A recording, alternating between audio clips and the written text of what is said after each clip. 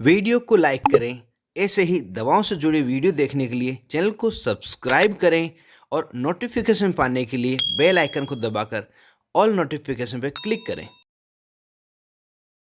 Hello friends, नमस्ते दोस्तों।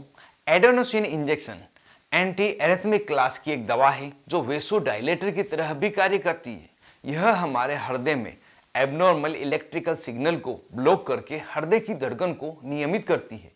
Adenosine वास्तव में आरएनए का ही एक हिस्सा है जो प्रत्येक जीवित जीव के लिए आवश्यक है।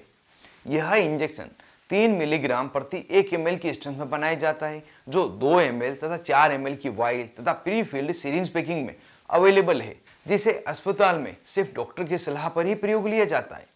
यह इंजेक्शन क्या नाम से मेडिकल स्टोर पर मिल जाता है, तो इसके कुछ पॉपुलर ब्रांड नेम है, जैसे कि एडनियोन इंजेक्शन, कार्नोसिन इंजेक्शन, एड्रोसिन इंजेक्शन, ट्रेकिकेयर इंजेक्शन, एडनोज इंजेक्शन आदि।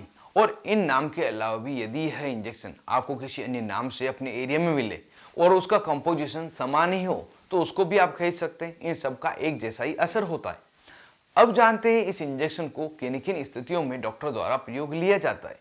तो जैसा कि वीडियो की शुरुआत में हमने जान ही लिया था कि यह हृदय की धड़कन को नियमित करने के लिए प्रयोग लाए जाने वाला एक इंजेक्शन है। इसी कारण से इस इंजेक्शन का प्रयोग हृदय की अनियमित धड़कन को कंट्रोल करने के लिए लिया जाता है। जो बीमारी है उसका नाम है सुपर वेंट्रिकुलर ट्रैकिकार्डिया, जिसे शॉर्ट में एसवीटी भी कहते हैं, और इसे एरिथमिया के नाम से भी जाना जाता है। इस समय व्यक्ति की हृदय की धड़कन बहुत ज्यादा बढ़ जाती है, जो लगभग 150 से 220 टाइम्स प्रति मिनट होती है, जिसे ईसीजी में देखकर ही कंफर्म किया जाता है। इसके अलावा इस इंजेक्शन का प्रयोग न्यूक्लियर स्ट्रेस टेस्ट में भी लिया जाता है, लेकिन उस समय इस इंजेक्शन को अकेला प्रयोग नहीं लिया जाता है, इसे थेलियम 201 के साथ में लगाया जाता है। न्यूक्लियर स्ट्रेस टेस्ट एक प्रकार की जांच है जिसमें व्यक्ति के स्ट्रेस होने में हृदय किस प्रकार से रिएक्ट करता है, इसे जाना जाता है, जिसे डॉक्टर कुछ कंट्रोल क्लिनिकल सेटिंग करके ही करते हैं। तो यदि आपको या आपके परिवार में परिचित में किसी को हृदय की धड़कन से लेकर किसी प्रकार की समस्या हो रही है, धड़कन बढ़ी हुई लग रही है, तो एक बार डॉक्टर से मिलकर इस इंजेक्शन के बारे में पूछताछ कर सकते हैं। यहाँ एक और बात ध्यान रखें कि यह इंजेक्शन हृदय की धड़कन को कंट्रोल करने के लिए प्रयोग तो लिया जाता है, लेकिन सभी मरीजों में इसका प्रयोग नहीं लिया जा सकता। कुछ ऐसे मरीज है, अगर उनमें गलती से इसका प्रयोग ले लिया जाए तो मरीज की मृत्यु तक हो सकती है। जैसे कोई मरीज है जिसको हार्ट डिजीज हो, फेफड़ों से जुड़ी हुई बीमारी जैसे अस्थमा या सीओपीडी की बीमारी हो, कोई महिला हो जो प्रेग्नेंट हो या प्रेगनेंसी की तैयारी कर रही हो, ब्रेस्ट फीडिंग मदर हो, तथा वे व्यक्ति जिनको एडेनोसिन से कभी एलर्जी रही हो, तो इन सब में इसका प्रयोग कभी भी नहीं लिया जाता। और यदि इन बीमारियों से या किसी अन्य बीमारियों से आप पीड़ित हैं या किसी प्रकार की दवा आपको चल रही है, तो सभी के बारे में अपने डॉक्टर को जरूर से अवगत कराएं। अब जानते हैं इस इंजेक्शन को किस तरह से तथा किस रूट द्वारा लगाया जाता है। तो यह इंजेक्शन सिर्फ आईवी इंट्रावीनस रूट द्वारा लगाया जाता है, मतलब इसे डायरेक्ट नसों में ही लगाया जाता है।